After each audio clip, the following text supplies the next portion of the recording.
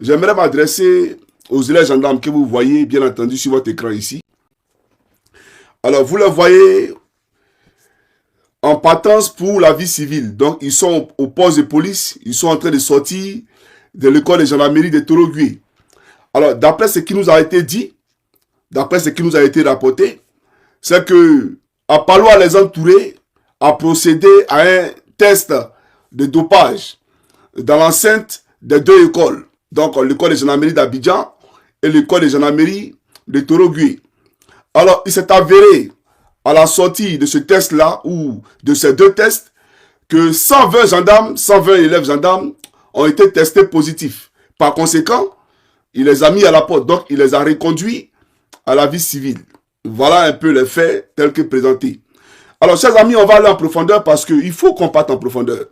Mais avant de m'adresser à Apalo, j'aimerais m'adresser à ces jeunes gendarmes qui sont encore sous les rangs, qui n'ont pas été renvoyés. Vous savez, quand nous rentrions à l'école de gendarmerie, on n'avait pas de père et on n'avait pas de mère. Vous comprenez? Ça veut dire que ton papa et ta maman, là, ont fait tout ce qu'ils pouvaient faire pour que tu puisses être, bien entendu, gendarme, c'est-à-dire avoir cette place-là. Vous ne savez même pas que, vous ne savez pas souvent l'humiliation que vos parents endurent pour vous faire sortir, bien entendu, de la précarité. Pour vous trouver, ne serait-ce qu'un petit poste pour subvenir aux besoins et de vous et de vos familles respectives. Vous comprenez? Donc, quand tu es en formation là, tu dois policer ton comportement. Ce n'est pas ton papa et ta maman qui ont déjà fait les pas sacrificiels pour que tu travailles là. Ce n'est pas eux qui vont venir encore te dire comment marcher. Vous comprenez? Vous êtes des élèves gendarmes ou vous êtes des voyous? Des élèves gendarmes qui s'adonnent, bien entendu, à la drogue. Vous fumez la drogue, mais je ne comprends pas. Vous avez besoin de substances pour finir la formation. Mais si vous étiez gendarme en notre temps, vous allez faire comment? Parce qu'en notre temps, il n'y avait pas de femmes. Vous, il y a des femmes, donc on ne vous fera plus. Vous, il y a des femmes, donc il y a des pratiques qui ont disparu dans l'assiette de, comment on appelle ça, de ces deux écoles-là. Quand je parle de la formation. En notre temps, c'était de la barbarie. Mais vous, là, en notre temps, vous allez faire quoi? Nous, on n'a pas pris de dopage. On n'a pas pris de stupéfiants pour pouvoir faire la formation. On a tenu. Parce qu'un homme, il est né homme. Et quand tu es déjà né là, il n'y a pas, il y a rien qui peut t'effrayer. Donc on a fait la formation, on a fini la formation. Mais aujourd'hui, là, regardez, vous êtes avec des femmes. Et malgré ça, vous partez prendre la drogue. C'est un comportement que nous déplorons et que nous condamnons. Ce n'est pas normal. Même si je dirais ma part de vérité à ces rebelles qui vous a renvoyé, mais vous aussi à vous, je dois vous dire ma part de vérité, ce n'est pas normal. Vous comprenez? Alors, vous avez deux options. Lavez votre image ou le laisser se salir. Parce que ça va vous suivre à vie. Tu es renvoyé de la gendarmerie, c'est pas une petite affaire. Ça va te suivre à vie, dans ton casier, partout. Quand ton nouvel employeur va vouloir savoir qui tu es, ils vont lui dire que tu as été renvoyé pour consommation de drogue à la gendarmerie. Il ne va même pas te prendre au sérieux. Donc, à vous de nous dire clairement pourquoi on vous a renvoyé. Qu'est-ce qui se passe? Est-ce que c'est véritablement le motif pour lequel Apalo a parlé là? Et c'est ça vraiment qui est le motif de votre renvoi? Ou il y a quelque chose derrière? Dites-nous. Parce que si vous ne parlez pas, ça va rester comme ça. Et vous serez souillés. Et vos parents avec. Vous serez, d'accord, je dirais, salis, humiliés, et vos parents avec. Vos parents ne méritent pas ça. Vous comprenez? Donc, ceux qui sont là-bas encore en train de faire la formation, il faut policer vos comportements. Ne faites pas comme votre patron, le rebelle. Parce que lui, je parlerai de lui tout à l'heure, lui veut sermonner les gendarmes. Lui veut faire la morale aux gendarmes. Mais pourtant, tu n'es pas un exemple à Apalo. Tu n'es pas un exemple pour un gendarme. Les autres peuvent faire la morale aux gendarmes. Mais toi, tu ne peux pas faire la morale aux gendarmes. Je préfère même un civil qui fait la morale aux gendarmes que toi, Apalo, faire la morale à un des gendarmes. Mais, on va parler. Alors, je ne suis pas content. Je ne suis pas content. Vous comprenez? C'est quand vous avez fait, on fait pas. Et vous avez vraiment m'aidé. Tes parents se sont battus pour que tu rentres à la gendarmerie. Et regarde le fruit, regarde le résultat. Comment les autres font pour ne pas prendre la drogue et puis vous, là, vous prenez la drogue. Sans drogue, vous ne pouvez pas faire la formation. Sans drogue, vous ne pouvez pas supporter les épreuves physiques. Soyons sérieux. Alors c'est vraiment déplorable et j'ai mal. Mais j'aimerais vous dire, si c'est véritablement la drogue qui vous a fait ça, ben c'est que vraiment, votre avenir là, c'est fichu. Hein. Mais si c'est pas la drogue, il faut laver votre honneur. Faites des vidéos pour dire pourquoi vous a renvoyé. Maintenant, je vais m'adresser aux rebelles. Apollo Alexandre Touré, le voleur, le chef de tout ce qui est contrebande en Côte d'Ivoire. Parce qu'aujourd'hui, on va parler. Tu as renvoyé 120, non? Non, on va parler, on va aller en profondeur. Parce que d'après toi, c'est zéro tolérance. Mais dans la conjugaison, il y a conjugué comme un perroquet. Il y a conjugué comme un 20 corbeaux. Zéro tolérance dans la conjugaison. Il faut avoir le moral, il vient. Il y a allumé le climatiseur du peuple. Voilà, parce que vous savez, quand il est conjugué là, il faut être dans les dispositions pour conjuguer. Donc j'ai conjugué, j'ai aboyé comme un salopard. Il faut que tu aies le moral. Alors, j'aimerais dire d'abord à Palou, les gendarmes là, qui sont déjà en fonction sur le terrain, quand ils vont en service, faire des patrouilles, ils sont des gardes, etc. Il y a ce qu'on appelle le CR, le compte rendu, qu'on donne au commandant d'unité. Soit au commandant d'escadron ou au commandant de brigade. Voilà. Et même au commandant de peloton, on fait un compte rendu. C'est lui qui nous désigne. Alors le compte rendu, ça veut dire quoi? On t'a envoyé sur la route l'argent que tu as eu là pour venir faire le compte rendu. Et on nous impose des quotas. Il y a des unités où on dit c'est juteux. Par exemple, à l'escadron de Yopougon, on dit là-bas il y a l'argent. Parce qu'ils ont beaucoup de coins pour jaillir. Donc pour jaillir, c'est-à-dire pour aller faire des, comment on appelle ça, des factions. Donc là-bas, quand vous partez par exemple faire une patrouille, le commandant de peloton là, lui il dit par élément, si vous êtes 20 dans le cargo, 50 000 par personne. Quand vous revenez là, chacun doit lui donner 100 000. Mais les 100 000 là, qui donnent au commandant de peloton là, qui lui à son tour va faire le compte rendu au commandant d'unité. D'accord? Donc à son patron hiérarchique. L'argent, les gendarmes enlèvent ça où? Les 50 000 là, qui vont vous donner quand ils reviennent de service là, ils vont enlever ça où? Mais vous les envoyez pour aller voler. Vous les envoyez pour aller cambrioler le peuple. C'est ça la réalité. Et il faut appeler les choses par leur nom. Donc les premiers voleurs là, c'est vous, c'est pas les gendarmes. Parce que, regardez, quand on rentre à l'école de gendarmerie, on nous dit, le gendarme là, c'est le sifflet. Lui, il parle pas beaucoup, c'est le sifflet. Et le bic, quand il commence à écrire, on lui donne l'argent en même temps, il arrête d'écrire. Quand il siffle, l'argent vient. Mais ça, c'est quel travail ça là?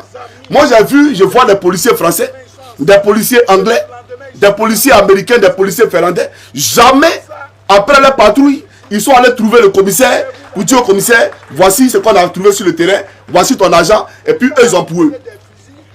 Mais voilà ce à quoi on assiste dans notre armée. Donc, est-ce que toi, là, tu as de bonnes probités morales? Est-ce que toi, là, tu as de bonnes vertus? Donc, parce que aujourd'hui, vous êtes assis dans votre bureau en train de mentir au peuple à la télévision. Pourtant, vous êtes des voleurs.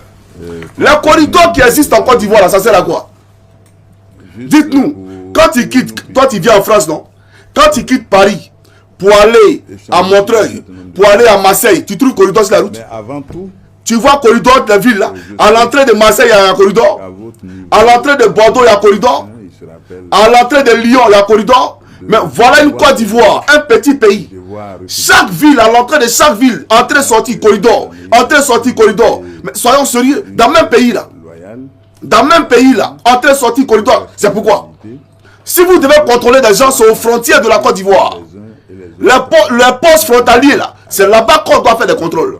Mais dans le même pays là, dans le même Côte d'Ivoire là, contrôle, corridor, mais c'est quoi? C'est parce que vous avez créé ces postes là pour envoyer des gendarmes, des policiers, aller racketter les populations pour venir vous faire vos comptes rendus. Voilà la réalité.